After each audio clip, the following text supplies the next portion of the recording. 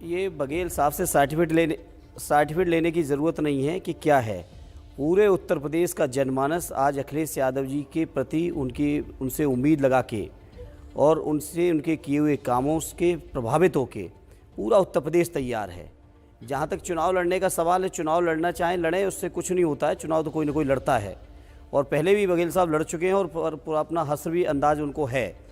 अब ये अलग बात है कि हो सकता है कि पार्टी में कुछ प्रमोशन पा जाए माननीय अखिलेश जी के सामने लड़ने के बाद। का मेरे को पता है, लेकिन इतना जरूर मैं कह सकता हूं डिम्पल का हस्र फिरोजाबाद में पता है, डिम्पल का हस्र मेरे को कन्नौज में पता है। कोई बुराई नहीं, कोई बुराई नहीं, फिरोजाबाद में पता है, कोई बुराई नहीं। जो मुझे सब पता है और आपके भी कई हस्र पता है, उस बातों पे न जाइए। जहाँ तक सवाल माननीय अखिलेश यादव जी का है, माननीय अखिलेश यादव जी का है, आप अपने गढ़ों में चुनाव लड़ने जाते हो और वहां से हार के आते हो। अक्षय यादव फिरोजाबाद हारे हैं, डिम्पल यादव को तो हार का 2 बार मुंह चखना पड़ा फिरोजाबाद में और कन्नौज में, और हम भी आप गढ़ों में हार जीत चलती है। मैं भी 3 बार संसद चुना गया हूँ, इसी मैनपुरी से ऐतिहासिक चुनाव जीता हूँ। मैं 4 बार बदायूं से 2 बार चुनाव जीत के गया हूँ। वो छोड़िए इन बातों की चिंता। लेकिन आज जो सवाल करेल का सवाल है, बाई इलेक्शन में आपको जिताने में हमारी बड़ी भूमिका थी,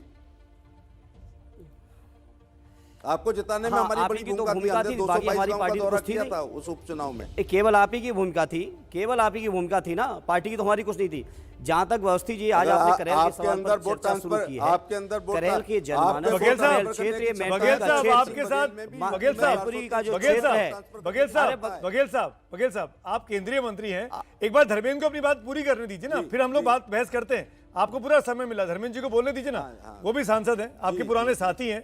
जी जी जी जी देखिए, जहाँ तक करेल का सवाल है ऐतिहासिक वोटों से, और करेल ही नहीं, उत्तर प्रदेश की जिस भी सीट से माननीय अखिलेश जी चुनाव लड़ते बहुत ऐतिहासिक वोटों से चुनाव जीतते, क्योंकि आज उत्तर प्रदेश का पूरा जनमानस, समाज के हर वर्ग के लोग, पश्चिम से लेकर पूर्व तक, बुंदेलखंड से लेकर रोहिलखंड तक, समाज का हर व्यक्ति, हर वर्ग समाजवादी पार्टी और उसके नेता माननीय अखिलेश जी से उम्मीद भरी निगाह से देख रहा है। आज करेल के लोग अपने को गौरवान्वित महसूस कर रहे हैं कि उनको न केवल विधायक बल्कि उत्तर प्रदेश का मुख्यमंत्री चुनने का मौका मिला है। करेल के लोगों ने लगातार समाजवादी पार्टी, और ये करेल वो क्षेत्र है जहां 1957 में पहली बार सोशलिस्ट MP बंसीलाल धनगर जी हुए थे। लगातार समाजवादी पार्टी के लोगों को ताकत देने का इस इलाके ने काम किया है, और आज उस इलाके से जब हमारे राष्ट्रीय अध्यक्ष जी लड़ने जा रहे हैं तो बहुत ऐतिहासिक वोटों से चुनाव। पर धर्मेंद्र भाई, ये क्यों ना माना जाए अखिलेश जी ने बहुत ही आसान सीट चुनी जहां पे यादव बहुल है, ये क्यों ना माना जाए? 2000 आसान सीट चुनी। करेल का सवाल है, करेल जो है आदरणीय नेता, पार्टी ने राष्ट्रीय अध्यक्ष के सामने लड़ाया है और इन्होंने चुनी है 403 में से। तो ये 400 सीटें जीत रही हैं, जो हारने वाली सीट पे क्यों नहीं जा रहे हैं? उसको जिता के लाए ना। 400 सीटें अखिलेश जीत रहे हैं, 3 बच्चे नहीं, 400 सीटें जीतेंगे, उन्हीं के नाम से जीतेंगे। क्यों आ रहे हैं बघेल साहब? उन्हीं के नाम से जीत के आएंगे, और 10 मार्च को हम फिर बैठेंगे, 10 मार्च को हम बात करेंगे।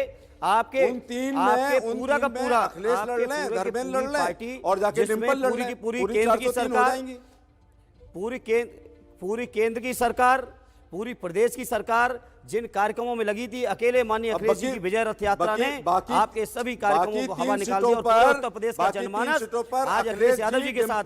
सवाल ये अवस्थी जी बोलिए। अरे आप बघेल साहब बेअंदाजी कर लीजिए, हो सकता है प्रमोशन मिल जाएगा चुनाव के बाद आपको कि आप अखिलेश जी से लड़के आए थे, हो सकता है पार्टी के अंदर आपका कुछ प्रमोशन हो जाए।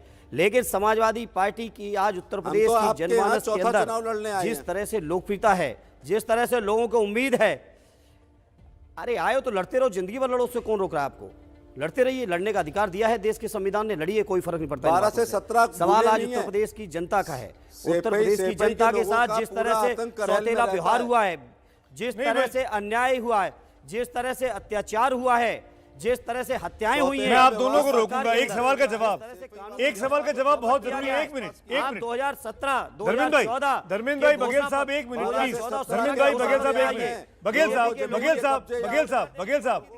बघेल साहब मेरे एक सवाल का जवाब दीजिए, फिर आपको जाना भी है, मुझे बताया जा रहा है। क्या हुआ उसका? धर्मेंद्र भाई 1 मिनट, मेरे एक सवाल का जवाब बहुत जरूरी है। बघेल साहब, अगर ये चुनाव इतना आसान है भारतीय जनता पार्टी के लिए, तो ये भावनात्मक मुद्दे बार बार क्यों उठाए जा रहे हैं? क्यों बार बार पलायन की याद दिलाई जा रही है? क्यों बार बार हिंदू मुसलमान किया जा रहा है? आप तो उसी बेल्ट से आते हैं। आप अपने 5 साल के काम गिनाइए ना, ये इल्जाम लग रहा है आप लोगों पे बघेल साहब। भैया 5 साल के काम हम बता रहे। हाँ, जब काम किए नहीं है तो गिनाएंगे क्या? काम में 12 रुपए 2022 आ गई, क्या किसानों की आमदनी दूनी हुई? शौचालय, आवास, क्या 2 करोड़ आयुष्मान रोजगार हर साल मिले? कार्ड, उज्ज्वला, बताइए इस किसानों बात को को। किसान क्या सम्मान किसानों की आमदनी निधि, सम्मान हुई? निधि उनको पहुंच रही है। उज्ज्वला के अंदर लॉ एंड जो ऑर्डर का, ये उज्ज्वला लॉ के एंड अंदर आज ऑर्डर का रेट क्या है? सहयोग है। आज आखिर कितने पलायन गरीब को परिवार कैसे के भूल लोग, सकते हैं? आज एक कितने गरीब आजाद परिवार के देश लोग उज्ज्वला में, योजना की आजाद गैस ले देश पा रहे हैं? में अगर कैराना के लोग पलायन करते हैं, ये हमारे लिए मुद्दा है। अगर पलायन करते हैं, ये हमारे लिए मुद्दा है। क्यों नहीं है मुद्दा ये? इसको कैसे भूला जा सकता है कि एक लड़की के साथ छेड़छाड़ होती है, उसके भाई विरोध करते हैं तो उनकी हत्या होती है। ये मुद्दा कैसे नहीं है? किसके कार्यकाल में हुआ? हाथरस की बेटी को भूल गए? ये मुद्दा है। हाथरस की बेटी को भूल गए क्या? जलेसर लोकसभा में हाथरस जिला भी आता था। आप एक उदाहरण दे पाते हैं? हाथरस की बेटी भूल गए क्या? उदाहरण दे। जलेसर लोकसभा का हिस्सा ना हाथरस जिला। आप ये हाथरस की बेटी को भूल गए क्या बघेल साहब? अपराधी जेल में है। सीबीआई से जांच हुई है, सीबीआई से जांच हुई है, अपराधी जेल में है, किसी को बख्शा नहीं गया। आप घटना विशेष बता सकते हैं? एक भी दंगा हुआ है योगी आदित्यनाथ के कार्यकाल में? रात के 2:30 बजे, आपकी दंगों की रात के सरकार 2:30 होती बजे थी। उस ये परिवार के लोग कहते हैं को अपनी बेटी के अंतिम दर्शन नहीं करने दिए गए। भूल गए हाथरस को? हाथरस को भूल गए? करहल में, भूल गए? करहल जसवंत नगर गोरखपुर को भूल गए? भैंसें तक सुरक्षित नहीं थी। रात में आते थे, भैंस उठा के ले जाते थे और कट्टी खाने में काट दी जाती थी। भैंस सुरक्षित नहीं थी।